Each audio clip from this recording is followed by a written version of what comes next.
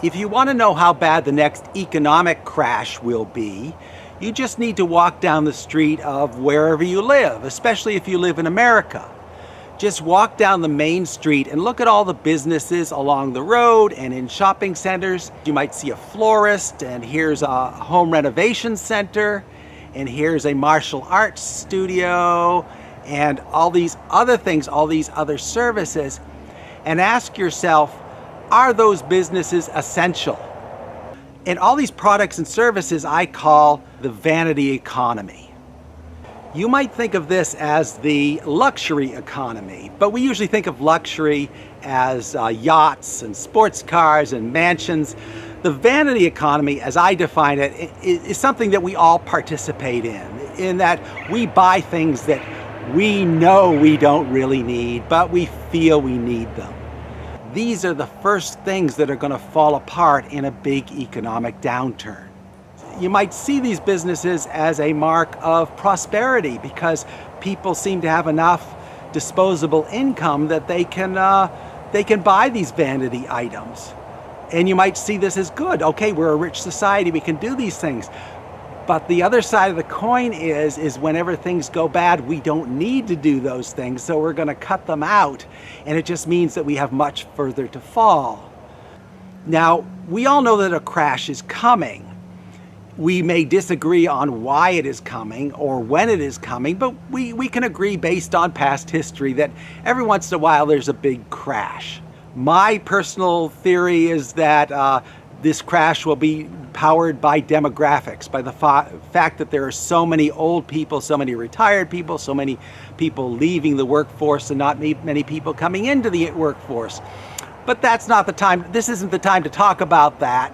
You may not agree with me, but you can agree that there's going to be a crash. And when there's a crash, people get laid off, or they feel at risk of being laid off.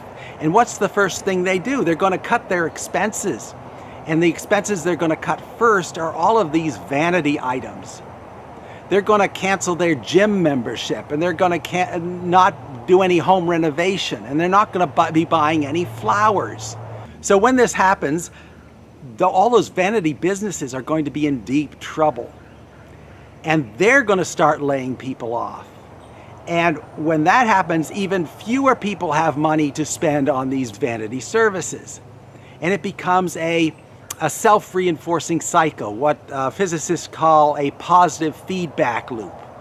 Now, a positive feedback loop is not positive in that it almost always results in some kind of disaster. Positive feedback loop is that when there's a change in a system, that change feeds back to accelerate the original change. So the more people that are laid off, the less money they have to spend on flowers, and the more the florists lay off workers, then there's fewer people to buy stuff. So this can be a cycle, what economists call a deflationary spiral. And the best example is the Great Depression. After the stock market collapsed, people had no money and they stopped buying cars, so the price of cars went down.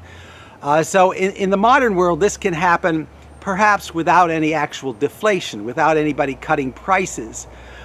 But it's still a spiral, a death spiral that takes everything down. Now, this is exactly what happened in 2008. And fortunately, no one was doing anything. No one was buying anything. No one was initiating new projects. That's when the central banks lowered interest rates and the governments pumped a lot of money into the economy to get it restarted again.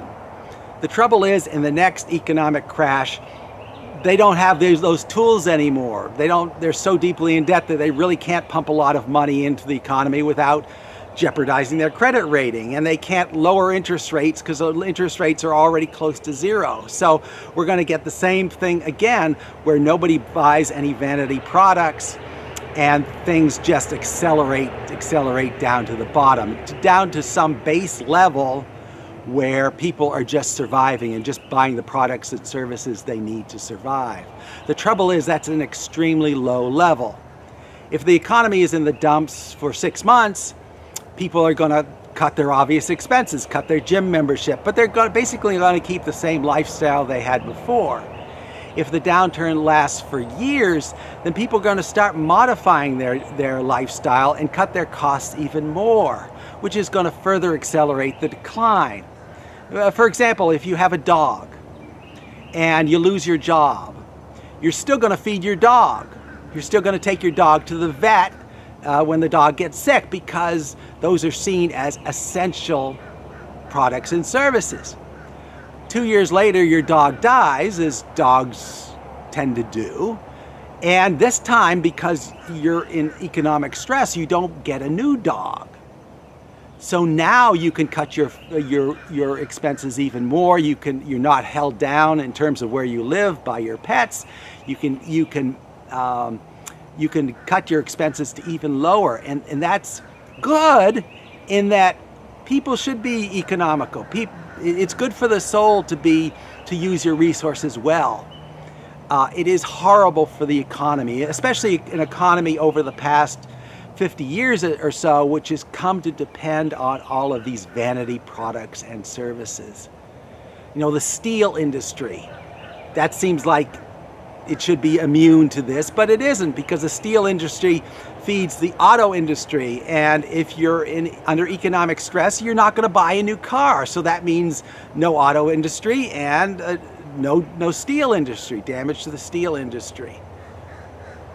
So this is all going to come down. Sooner or later, it's going to come down. It came down in 2008. The government temporarily rescued us by pumping a lot of credit into the economy. So people were able to buy more stuff because they borrowed more money. You see an SUV, a big, beautiful SUV in the highway.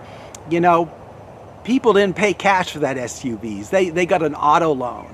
So all this prosperity we've known in the past, since 2008, it has been fueled by debt that is going to collapse. When the vanity economy collapses, eventually the debt economy is going to collapse. Because what happens when you lose your job, or you fear losing your job? You're going to cut your expenses. You're going to cut out all of the vanity items that you don't need, and when that doesn't work, that you still don't have enough money, you're going to cut out your debt payments. In other words, if you've got a student loan now, and a student loan is a big burden every month, you might just not pay that you might stop paying that student loan. A lot of people are already doing it, and if enough people do it, and it gets out that nothing really bad happens when you don't pay your student loans, a lot of people are going to do it. So you got a whole economy full of people who aren't buying things they don't need, and who are refusing to make their debt payments. They're not making their payments on their SUV. They're saying, just come and take my SUV, because you don't make your payments on your car. Well, you still got 3 months of free use of that car before they catch up with you. So this is the kind of disaster we're facing. Once we get into this cycle, into these feedback loops, these positive feedback loops that just drain everything, then eventually the government can't function. And because government taxes depend on people being employed, the government, over time, the government can't function. The government can't repair the roads. It can't maintain basic services, and you've got big governments collapsing. So what we're looking at in some future financial crash is essentially a dark age, an age where everything that we've come to depend on, all the institutions we've come to depend on, collapse. Governments collapse. Banking systems collapse. That doesn't mean people are going to die. That just means people are going to be lost for a while, and they'll have to restructure themselves in some way without these institutions. And I can't say in advance how they're going to restructure themselves. That's something to be determined.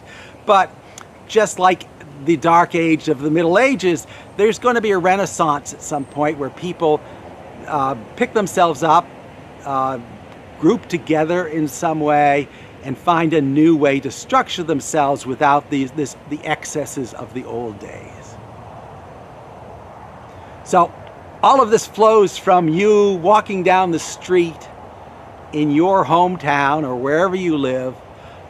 Look at each of those businesses that you see and ask yourself, what's going to happen to them in an economic downturn? And I'll bet you for 80% of those businesses, they're not going to survive because they're not essential.